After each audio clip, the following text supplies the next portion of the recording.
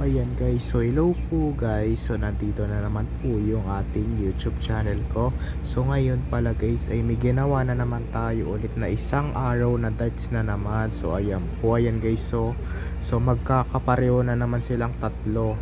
So ito guys, so iba rin yung yung hugis ng flights nila, iba rin. So ayan po, ito guys, so iba rin yung hugis. Ayan, no, ganito kay itsura ng hugis niya.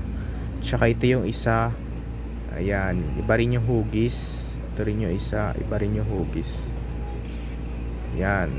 Kasi nung diba yung nakita mo sa isa kong video, nagda-darts ako. Straight yung pagtutusok nila guys, napakagaling. Straight. Ayan. Pero nga lang hindi mapantay yung kanyang hugis, pero okay lang yan.